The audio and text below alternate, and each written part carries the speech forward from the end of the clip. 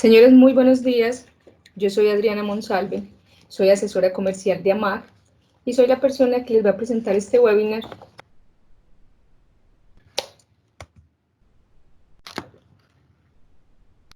¿Qué es y para qué nos sirve un acelerógrafo?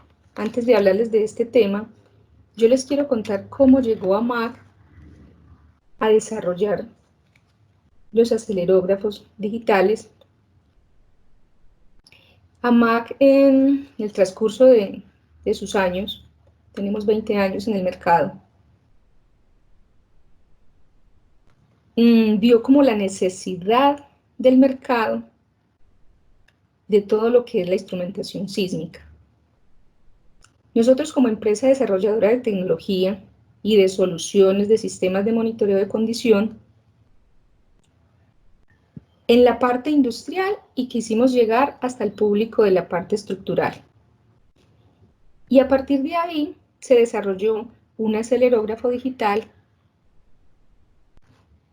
que es este que ustedes ven acá. Y este acelerógrafo, nosotros somos únicos en Colombia. Habrán otras empresas que también lo comercializan y tenemos otras empresas en el mercado que lo diseñan y lo ensamblan en otros países.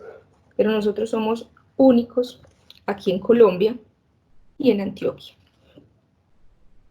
Nosotros estamos avalados por el Servicio Geológico Colombiano, que estos equipos deben de ser certificados por el Servicio Geológico para poder que apliquemos a la norma NSR 10.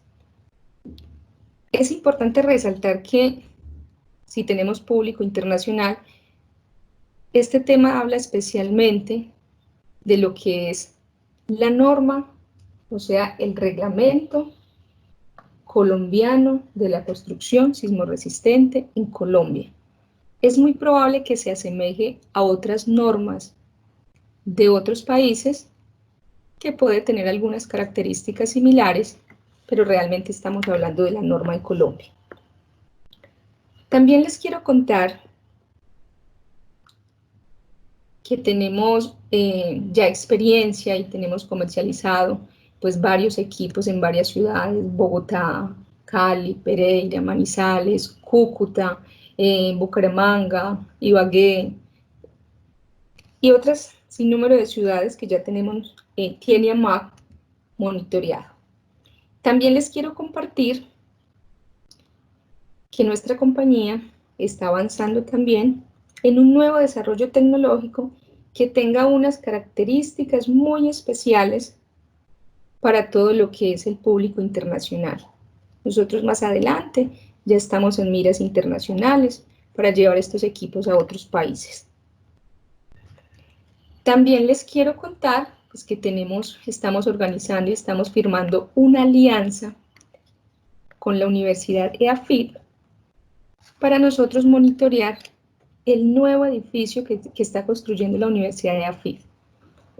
Y cuando este proyecto esté terminado y ya esté monitoreado, todos los constructores o las personas de puentes o las personas que requieran de esta instrumentación pueden ingresar a ese sistema de monitoreo totalmente gratuito a verificar y a constatar cómo se hace el monitoreo en línea y cómo lo pueden tener ustedes dentro de sus edificaciones y dentro de sus construcciones.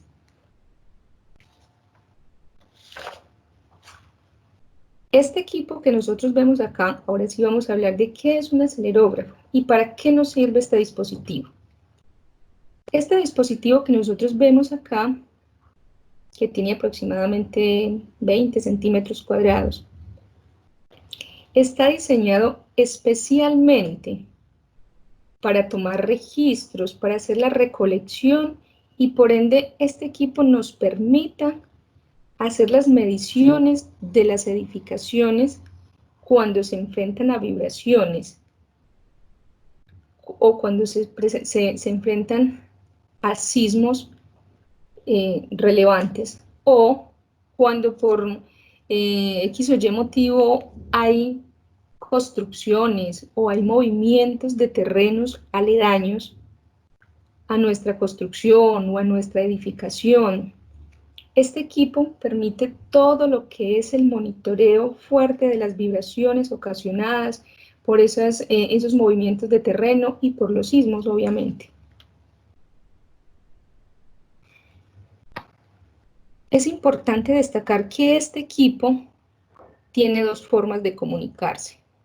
Uno es la vía internet, que le puede dar la capacidad plena, la comodidad al constructor o a la persona que adquiere este equipo para medir su estructura, porque no solamente le sirve al constructor, sino que estamos hablando de estructuras metálicas, estamos hablando de estructuras de puentes, estamos hablando de estructuras de presas en las empresas eléctricas. Son todas las estructuras que nosotros tenemos que les puedan generar vibraciones y que puedan tener un sistema de monitoreo.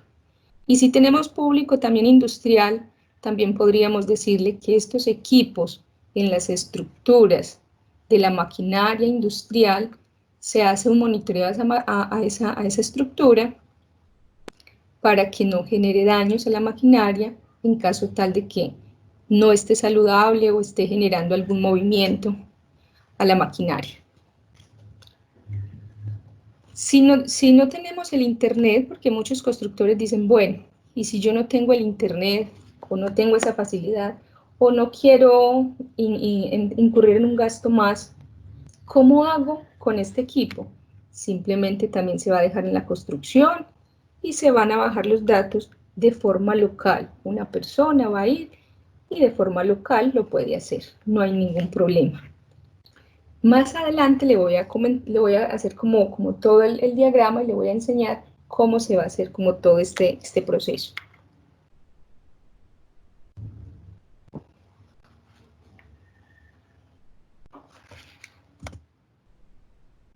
¿Cuándo se debe instalarse según la norma NSR 10? En esta parte de acá, pues nosotros podemos ver todo lo que es el territorio colombiano. Y en el territorio colombiano, la norma NSR 10 es la que determina qué tipo de proyectos deben de ser instrumentados para la detección de los movimientos sísmicos fuertes o movimientos, o pues como para el constructor que esté más sano y más curado en salud, o movimientos aledaños como le había comentado yo ahorita. Esto depende de la zona sísmica que el constructor tenga su edificación o su construcción o sus unidades de vivienda. Como lo podemos ver en este mapa, si estamos viendo toda la parte roja, es una zona de amenaza sísmica alta. La parte amarilla es una zona de amenaza sísmica intermedia y la parte verdecita es zona de amenaza sísmica baja.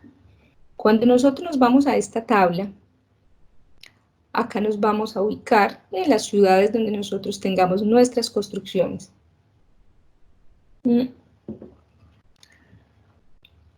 Si nosotros tenemos construcciones en Manizales, en Armenia, o tenemos en Bogotá, o tenemos en las diferentes ciudades, que es donde aparece la zona sísmica, también es importante como resaltar a quién corresponden todos estos temas. Estamos hablando de lo que son los entes territoriales. Cuando hablamos de los entes territoriales y las oficinas de planeación, las curadurías urbanas, que son aquellas que otorgan todo lo respectivo con las licencias de construcción y las previas verificaciones del cumplimiento de cada proyecto que hace referencia o que respecta con la norma NSR 10. Cada ente territorial, por medio de su dependencia o de control urbanístico y de recibo de obra, él identifica si el proyecto es un objeto de instrumentación sísmica, realmente está en una zona de sísmica alta, de sísmica intermedia, o que cumplan con esos requisitos para ellos dar la licencia y el otorgamiento del permiso de ocupación, o entre otros que sería el permiso de ventas, o una cantidad de permisos que tiene que otorgar estas entidades para poder poner en funcionamiento pues una obra como tal. Ya más que nada los constructores lo saben. Hay que tener en cuenta como constructores que estos equipos, donde ustedes quieran que los compren, siempre deben de tener el certificado del Servicio Geológico Colombiano para que sus equipos estén avalados y se pueda hacer un registro frente a esta entidad. Los equipos de AMAR están certificados, están avalados, no tienen ningún problema, estamos con todas las condiciones que exige la norma y que exige el Servicio Geológico Colombiano. En esta tablita les quiero mostrar, aquí los constructores prestemos mayor atención porque tenemos nuestros proyectos y dentro de estos proyectos pues pueden decir, mis proyectos les hace falta equipos o realmente no me hacen falta o estoy comprando de más o son muchas variables. Cuando nosotros nos ubicamos en esta tabla y hablamos de amenaza sísmica alta, nos vamos a ubicar en esta tablita de acá. Y amenaza sísmica intermedia sería esta de acá. Les voy a hablar de esta de acá.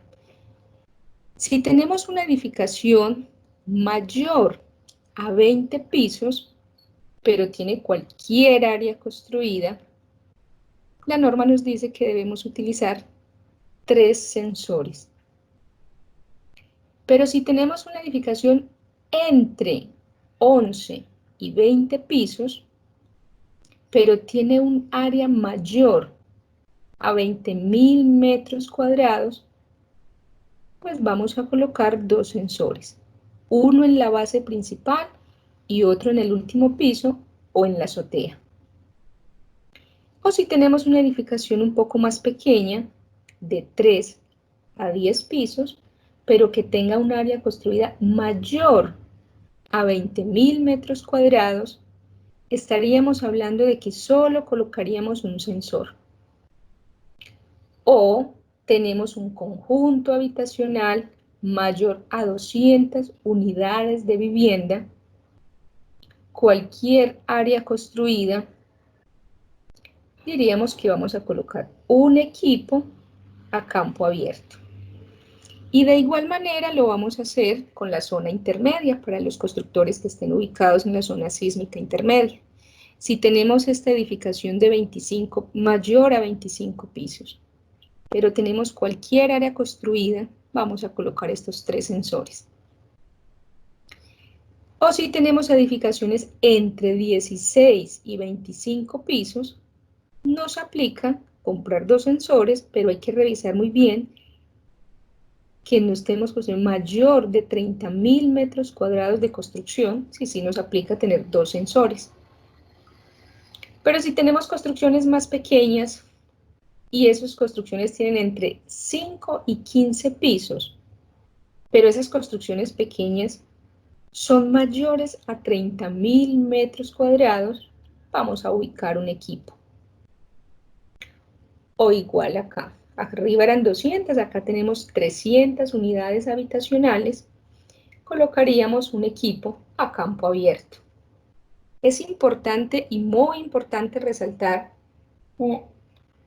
que los constructores a veces se ven confundidos con esto. Siempre se hace la pregunta, bueno, ¿y quién es la persona que hace la localización de los cuartos? La norma en su parte A11.1.3, donde dice localización de los cuartos de instrumentación, creo que dice así.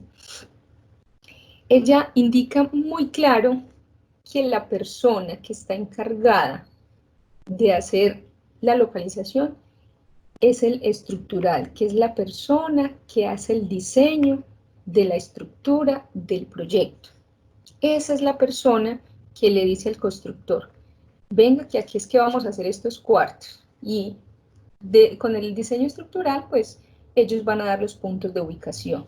No somos nosotros los comerciales, nosotros simplemente vamos y hacemos como un acompañamiento al constructor y llevamos la norma en la mano y comenzamos a verificar por medio de la norma si el cuarto realmente sí cumple con todo lo que aplica la norma en esa parte, que ya más adelante pues les voy a contar cuáles son las características de esos cuartos.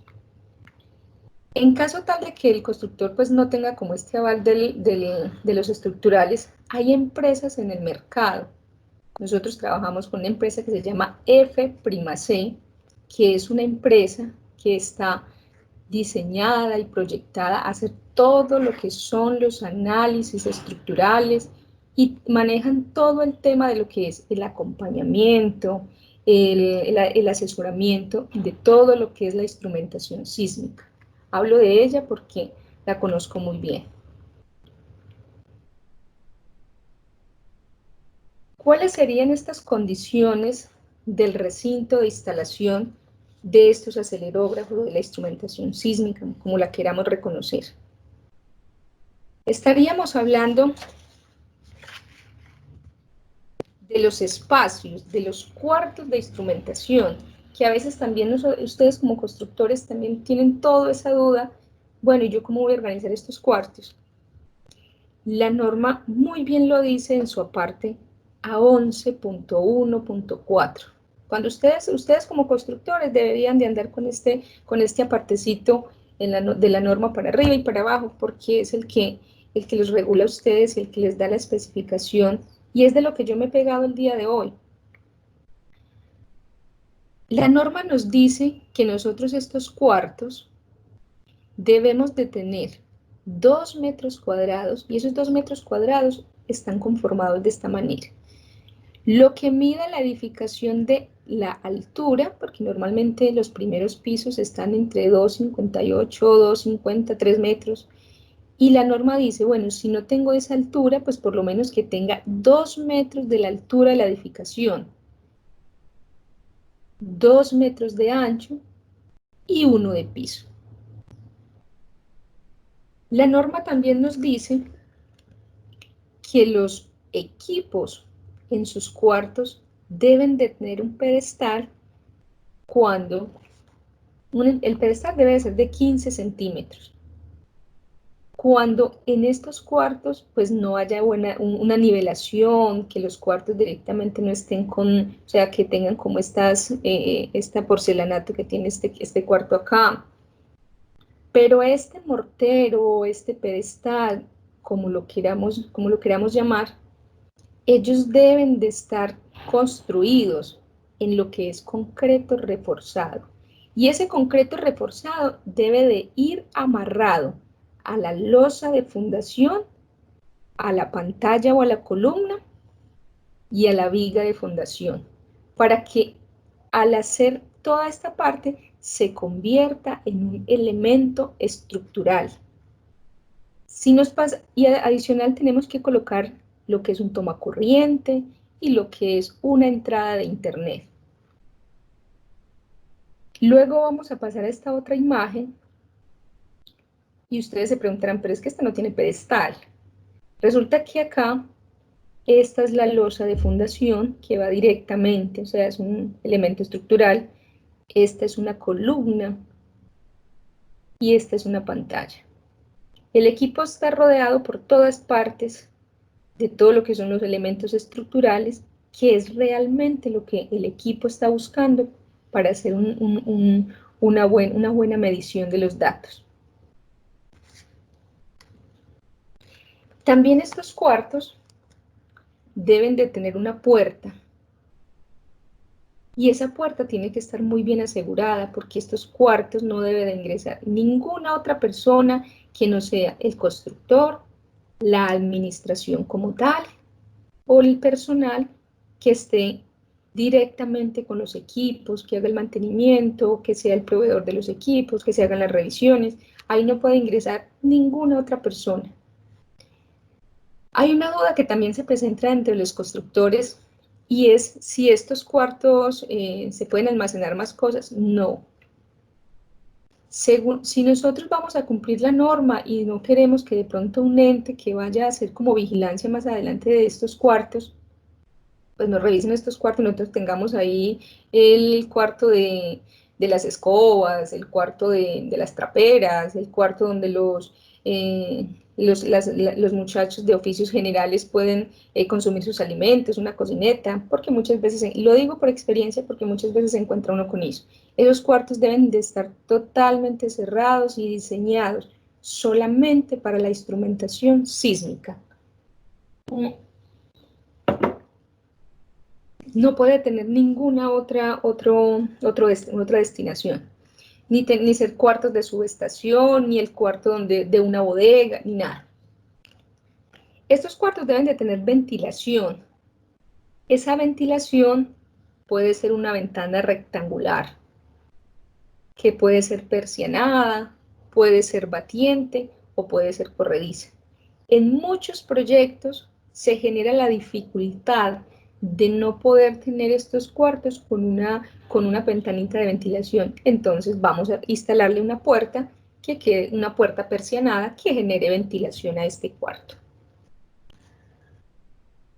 También debe de tener una muy buena iluminación para que cuando ingrese la gente del personal directo de estos equipos a hacer mantenimiento, tenga todas las comodidades para que se haga muy bien todo lo que es el proceso con los equipos.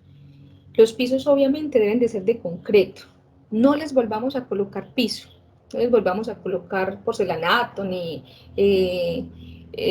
pisos bonitos ni nada de esas cosas. No hay necesidad. Los cuartos quedan totalmente en concreto, lo que va a la losa de fundación. Vamos a hablar de qué es la instalación, cómo se instalan estos equipos, que tenemos muchas dudas con todos estos temas. Acá les quisimos como mostrar, enseñar como un edificio y cómo irían los equipos en cada piso.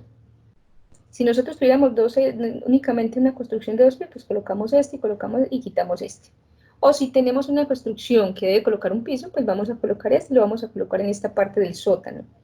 Esta parte lo vimos pues como en el diagrama, pues se hizo así porque quedó un poco resaltado, pero la verdad es en el sótano que se debe colocar el equipo.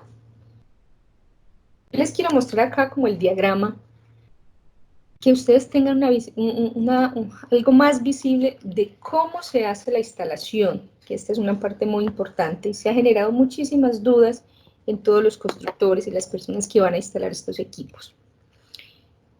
Yo les voy a mostrar el diagrama y les voy a hablar de cómo nosotros en la compañía, los profesionales y los ingenieros de la oficina, cómo lo hacen. En los cuartos de instrumentación, el personal va, coloca una plantilla.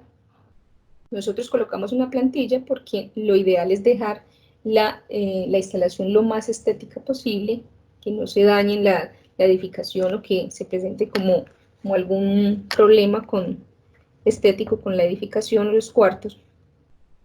Después de que se coloca la plantilla, se monta el equipo y se le van a colocar unos pernos o unos chazos de expansión en estas cositas que tienen los equipos, que es donde se van a anclar al mortero, que ya habíamos hablado, o al piso, que también les había enseñado en la otra página.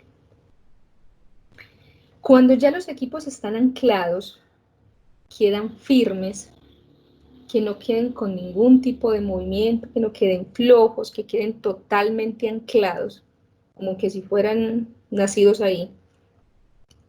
Cuando ya hacemos como todo este proceso, se hace la conexión por el cable, se hace la conexión eléctrica y se conectan al cable de red. Cuando tenemos la instalación de los tres equipos, este es el diagrama que ustedes como constructores deben de instalar en las torres. Pero el constructor viene y me dice, Adri, pero es que yo no quiero poner internet, o yo no quiero, o no se me facilitan las cosas para poner el internet. De igual forma, debe de hacer todo este proceso que estamos viendo acá, si tiene 3 equipos y si tiene 2 equipos. Pero si tiene un solo equipo, pues no hay ningún problema. Usted simplemente me coloca esta conexión eléctrica y ya. Porque si vamos a colocar un módem, pues colocamos el módem acá en esta parte eléctrica y hacemos la conexión con el equipo y le damos internet, suministro de internet al equipo. Pero si nosotros vamos a hacer la instalación con estos 3 equipos o con 2 equipos, esto que hay acá lo deben hacer, porque los equipos, que no tiene internet, igual lo debemos hacer para que este equipo se comunique con el del medio y se comunique con el del último piso. Lo ideal es que tengan internet para que todo este proceso esté en la nube y por ende cuando llegue a su escritorio, a su pantalla, ustedes puedan ver estos acelerogramas y puedan estar evaluando de una forma continua o verificando cómo está su estructura. Usted puede estar en su casa, en la comodidad de su casa, usted puede estar en la comodidad de la obra, usted puede estar en otro país, en otra ciudad, pero igual usted está vigilando su inversión, porque lo que está haciendo es una inversión. Y esa inversión que usted está construyendo es cuidarla y es vigilarla. Es como cuando tenemos unas cámaras en las unidades, en las obras o en las unidades residenciales. Si usted no pone cámaras, pues obviamente cualquier vándalo pues va a ir a sacarle las cosas. Y lo mismo que en la construcción, si usted no pone cámaras, pues te van a robar el motor de la concretadora, se te van a llevar los elementos, las herramientas menores, se te van a llevar una cantidad sin número de cosas que te generan valor. Y cuando usted coloca ese sistema de monitoreo, pues está monitoreando la estructura y está verificando que lo que usted está haciendo está quedando bien. Adicional a esto, cuando ya se termina todo este proceso y el personal de nuestra oficina llama a la oficina y el equipo ya queda tomando datos y saliendo los acelerogramas y el edificio queda ya monitoreándose, nuestro personal lleva una brújula y con esa brújula se toman unos datos para el punto de georreferenciación de donde quedan ubicados físicamente los equipos y los equipos deben quedar mirando al norte como lo solicita la norma y como se solicita en el Servicio Geológico Colombiano. Después de que se termina como todo la medición del punto de georreferenciación, se requiere un altímetro. Ese altímetro es para tomar la altura, para saber a cuántos metros sobre el nivel del mar va a quedar estos equipos. Todos estos datos y toda esta información se debe recopilar porque esto se debe de organizar en los formatos que solicita el Servicio Geológico Colombiano para ellos tener toda la información de dónde están esos equipos. Que más adelante pues les voy a hablar de esos formatos. Les quiero como enseñar un poquito una parte de los cuadros. Este equipo que nosotros estamos viendo acá está anclado a una columna o a una pantalla estructural y ese es un piso de una mitad de la torre. Este ya no está en el piso como lo podemos ver acá. Siempre los equipos que vayan a ser instalados, si son 2 o 3 equipos o un equipo, siempre debe ir un equipo en el primer piso, en el último sótano. Y en los mediados de la torre pues se pueden anclar a una viga de fundación, a una viga aérea, una columna, una pantalla. No hay ningún problema de que se coloquen altos, pero lo ideal es que vayan sujetos a un elemento estructural. Vamos a hablar de quién incurre con los gastos del montaje. que tenemos también muchas dudas con relación a este tema. La norma es muy clara en su parte A11.1.5 y ella es muy específica y nos dice que la persona o las personas, sean personas jurídicas, sean personas naturales, que sean las responsables o las que tengan la licencia de construcción, o sea, el titular de la licencia de construcción, es la persona que debe incurrir con todos estos gastos, que al final no es un gasto, sino que al final es una inversión para el constructor. A veces lo vemos como un gasto, pero al final es una inversión. ¿Y qué es todo este proceso que el constructor debe de hacer para poder hacer instalación de los equipos? El constructor o la persona que vaya a hacer este monitoreo debe de comprar los acelerógrafos y contratar un eléctrico o una persona que tenga conocimientos para que haga la instalación de lo que es la ductería, el cableado de instalaciones eléctricas en general, los puntos de conexiones eléctricas y los puntos de red. O sea, todo el proceso que yo les mostré en esta parte de acá, toda esta conexión. Y los puntos de red. Lo que es la mano de obra, lo que es todo el montaje y cada uno que pertenezca a todo este proceso de instalación. Cuando ya se hace todo este proceso y la empresa llama a la oficina y nos dice, ya todo el proceso está listo y está montado, el constructor, el residente, toman unas fotos, envían a la oficina o a la empresa y nosotros verificamos que todo realmente esté todo ya montado y se programa la instalación y van y se instalan los equipos.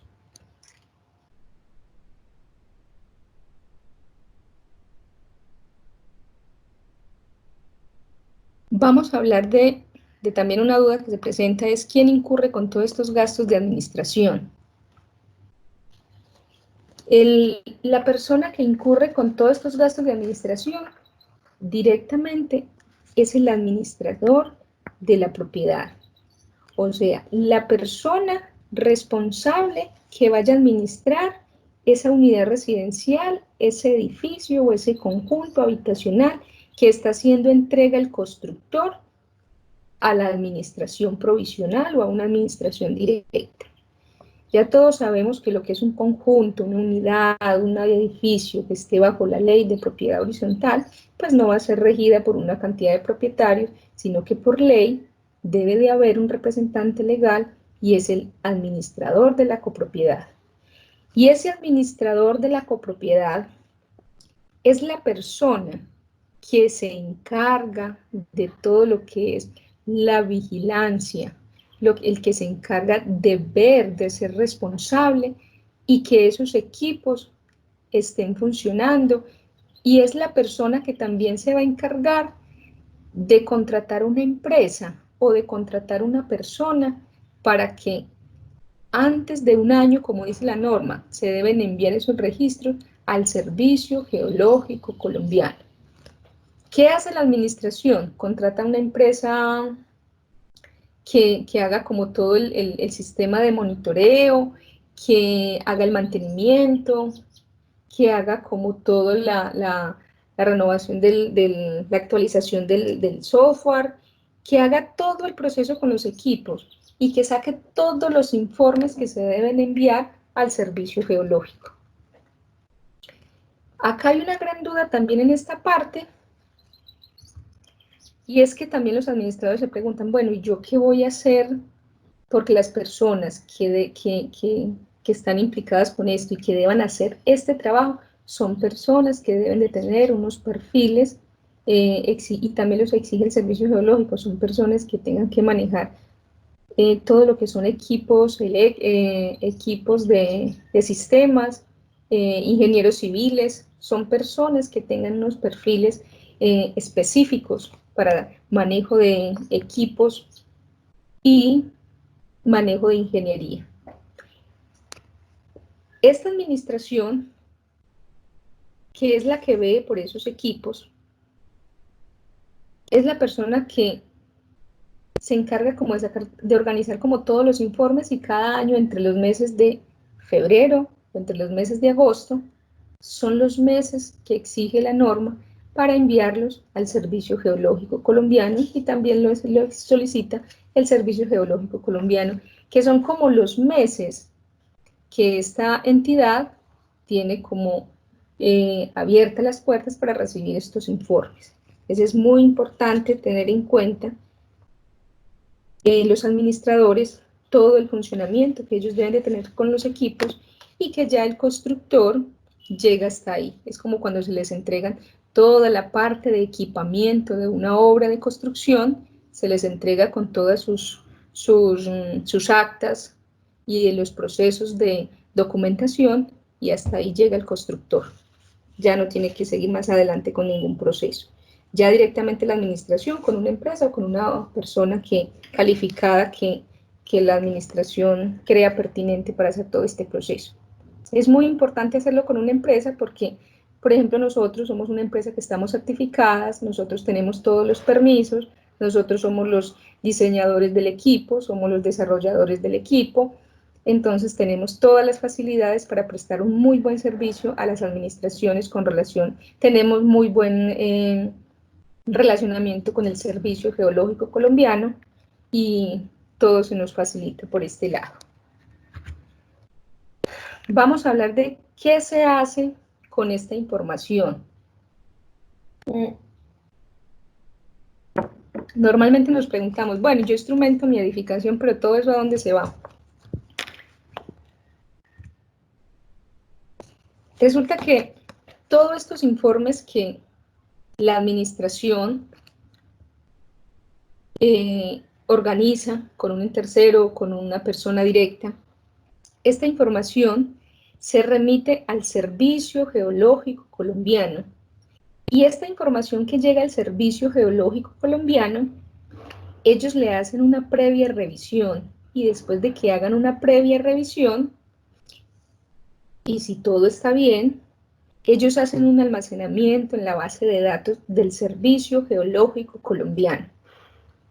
Adicional a esto, toda la información que llega de estos equipos, los equipos de campo y los equipos de las edificaciones, y toda la información que llegue a ellos la van a procesar. Y después de que la procesan, revisan como todas las aceleraciones y las integran, esas aceleraciones que llegan de los acelerogramas que se envían con los informes al Servicio Geológico, ellos la integran a los resultados que ya ellos tienen existentes en sus estaciones de monitoreo sísmico. Los otros datos que quedan, o los informes que quedan, y no los otros datos, son los mismos datos, lo que pasa es que ellos sacan los datos y los integran a las subestaciones o lo ingresan a la base de datos, pero queda un informe, que es el informe que normalmente se manda. Esos informes que quedan ahí, quedan guardados en el Servicio Geológico y quedan totalmente disponibles para que los ingenieros o los ingenieros estructurales o las entes de las organizaciones que integren o que sean expertos y que tengan todo el manejo de la parte estructural, pues los analicen para realizar todo lo que es la microzonificación de todas las zonas del país, y así poder lograr identificar cuáles son las zonas vulnerables, cuáles son las zonas de bajo riesgo intermedio, cuáles son las zonas de bajo riesgo, dónde se pueden dar las licencias de construcción, porque de ahí es que sale dónde damos las licencias de construcción, o si otorgan esas licencias de construcción, se debe de instrumentar esa edificación para que quede más segura y no genere como el riesgo siempre va a estar, pero por lo menos que quede asegurada y cuidada por medio de un sistema de monitoreo. Todos estos informes que envía la administración deben ir detallados con registro fotográfico de los equipos, con registro fotográfico de los cuartos, cuál es el estado en que se encuentra el equipo y cuál es el estado en que se deja el equipo. Se deben descargar los acelerogramas que generan estos equipos durante todo el proceso del año, porque normalmente si tenemos internet, los podemos estar descargando y guardándolos en un archivo para que cuando llegue ese momento de enviar al servicio geológico, pues tengamos todos los acelerogramas ahí. Y si lo hacemos de una forma local, de igual manera vamos guardando todos esos acelerogramas para hacer el mismo proceso. También hay que enviar unas fichas técnicas. Estas fichas técnicas ustedes las pueden ver con el nombre de la compañía de AMAC, pero son unas fichas técnicas que nosotros como compañía estamos construyendo con el Servicio Geológico Colombiano. Inicialmente nos entregaron unos formatos, se fueron mejorando y en este momento nosotros estamos cada día en la mejora continua de la mano con el Servicio Geológico Colombiano, organizando y moldeando estos formatos que se vayan adecuando y acoplando a la necesidad de todo lo que es la instrumentación sísmica. Adicional a esto, el Servicio Geológico Colombiano siempre nos ha dicho, la información que se tiene de estos equipos es muy importante para el Servicio Geológico Colombiano, porque de ahí nosotros podemos tener como toda la información, la georreferenciación de todo el territorio colombiano, qué otras zonas se pueden estar presentando en alto riesgo y podemos intervenir o podemos llegar a eso. Todos estos informes que tenemos aquí y todos los informes que debe de enviar la administración directamente se va al Servicio Geológico Colombiano, pero a una dependencia que se llama la Oficina de Geoamenazas. Directamente no va al Servicio Geológico, sino a la dependencia de Geoamenazas. En estos formatos, en esta parte de aquí es donde vamos a colocar el registro fotográfico, vamos a colocar las observaciones,